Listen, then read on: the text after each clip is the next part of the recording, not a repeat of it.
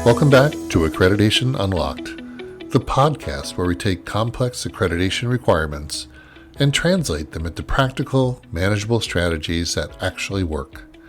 I'm your host, Dr. Ken Clough, and today we're talking about one of the most misunderstood and most frequently cited requirements in nursing accreditation, student and faculty governance.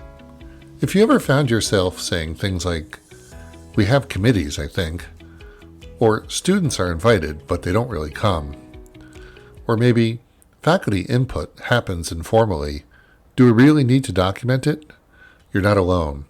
In fact, governance is one of the areas where many nursing programs believe they are compliant until an accreditor asks one simple question. Can you show us how student and faculty input meaningfully influences program decisions?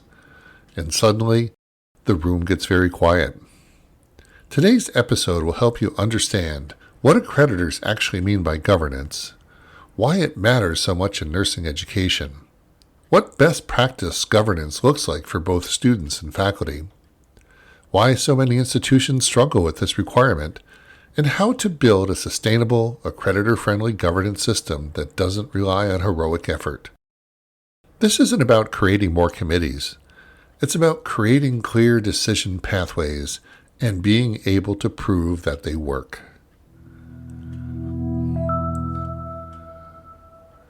What accreditors mean by governance? Let's start by clearing up the biggest misconception. Governance doesn't simply mean a list of committees, a faculty handbook section, or a meeting that happens when we have the time. In accreditation terms, governance is about how decisions are made. Specifically, who has a voice, what decisions they influence, how input is gathered, how decisions are documented, and how outcomes are evaluated. In nursing education, whether you're working with the Accreditation Commission for Education and Nursing, the Commission on Collegiate Nursing Education, or any other accreditor, governance is viewed as a core quality assurance mechanism. Why? Because nursing programs are complex systems. They contain curriculum, clinical education, student progression, faculty workload, resource allocation, regulatory compliance, and patient safety implications. Accreditors need assurance that no single individual is making these decisions in isolation, and that those closest to the teaching and learning process have a voice. Governance is how programs demonstrate shared responsibility, transparency, accountability, and continuous improvement. Why governance is so important in nursing accreditation. Number 1, governance connects assessment to action. Nursing programs are awash in data. They have NCLEX pass rates, course outcomes, clinical evaluations, student satisfaction surveys, and employer feedback. But accreditors aren't impressed by data alone.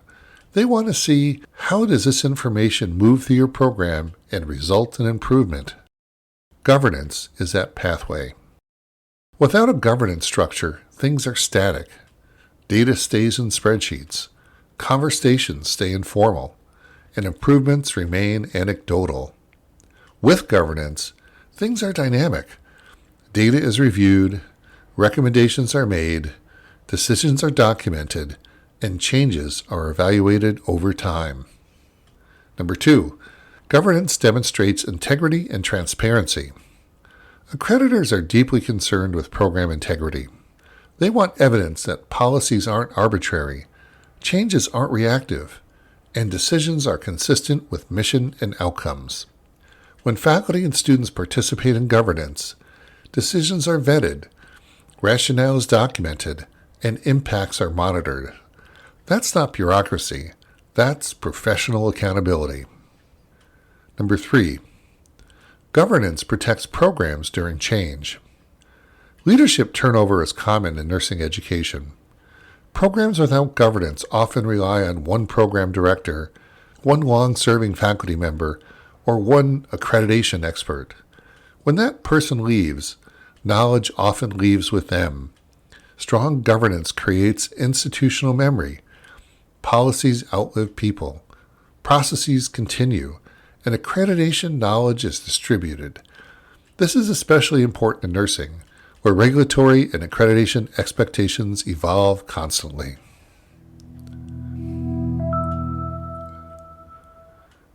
Best practices for student governance. Let's talk about students, and let's be honest. This is where many programs struggle the most. Common student governance pitfalls include that students are invited but not supported. Meetings occur during clinical hours. Students don't know what governance is. Feedback is collected but never acknowledged. Or student input has no visible impact.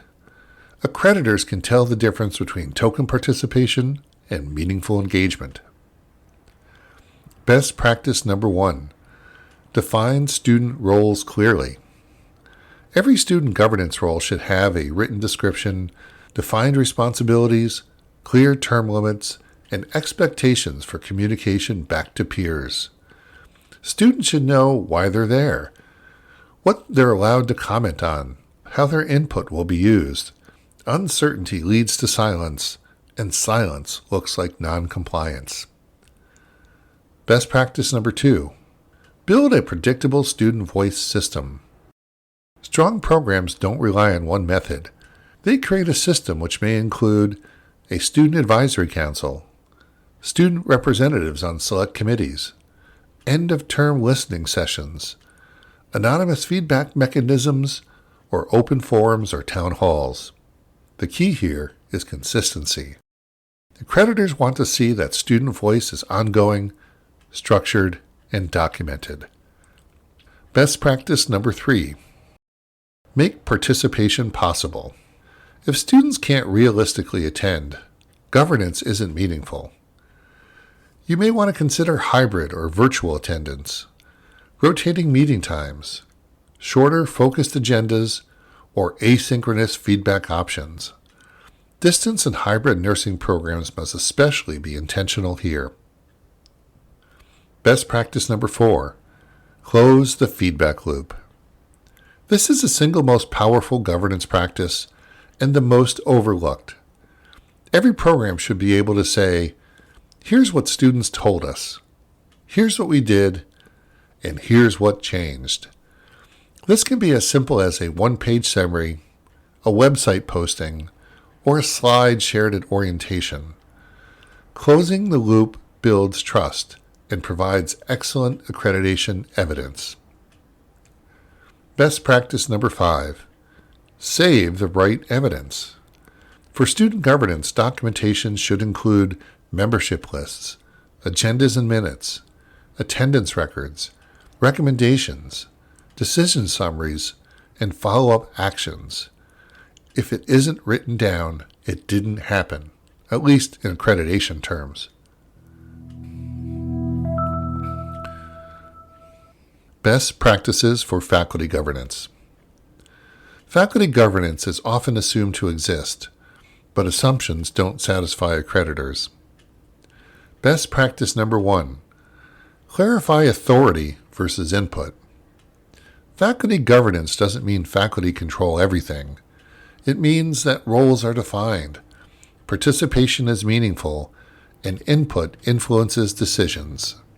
Faculty should clearly understand what they recommend, what they decide, and what they advise on. Ambiguity leads to frustration and weak documentation.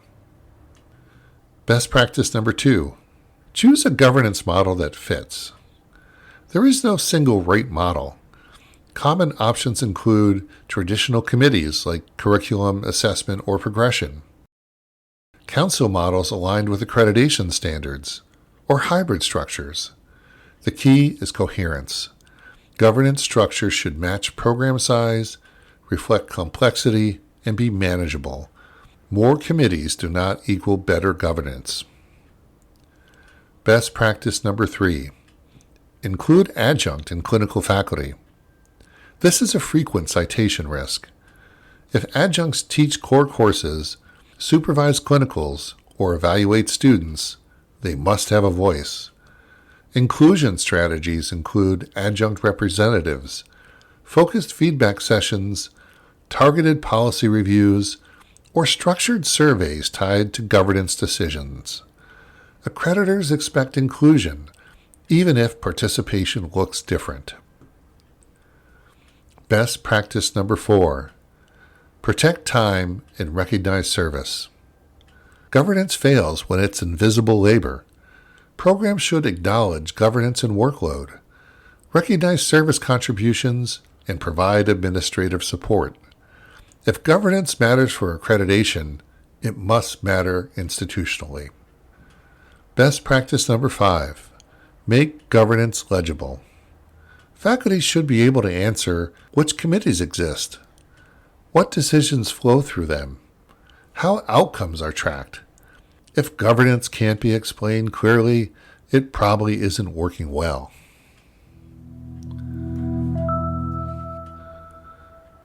Why institutions struggle with this requirement. Let's name the challenges honestly. Number 1, governance exists only on paper. Committees meet, but no actions are recorded, no decisions are documented, or no outcomes are tracked. Accreditors see right through this. Number 2, a weak documentation culture. Great conversations without minutes equals zero evidence. Documentation doesn't need to be fancy. It needs to be consistent. Number 3, adjunct-heavy staffing models. Programs rely heavily on adjuncts, but don't integrate them into governance. This creates gaps in perspective, accreditation risk, and faculty disengagement. Number 4, fear of conflict. Some leaders avoid governance because they fear slower decisions, disagreements, or loss of control. In reality, structured governance reduces chaos.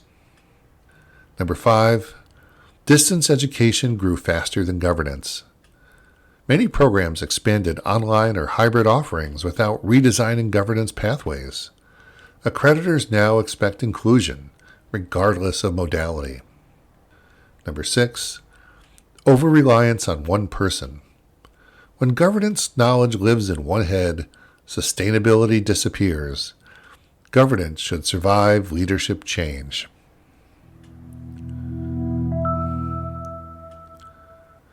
A practical governance blueprint. Here's a simple framework programs can implement quickly. Step 1. Create a one-page governance map. Include committees and councils, membership, decision authority, meeting frequency, and outputs. This becomes accreditation evidence, orientation material, and institutional memory. Step 2. Standardize agendas.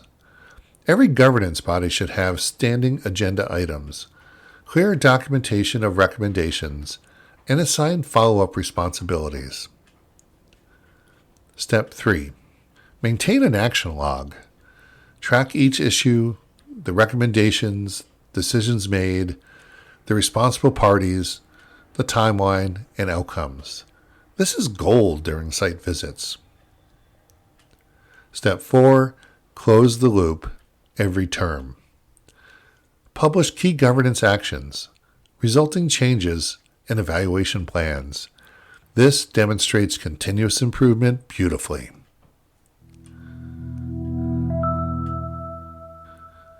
Student and faculty governance isn't about compliance for compliance sake.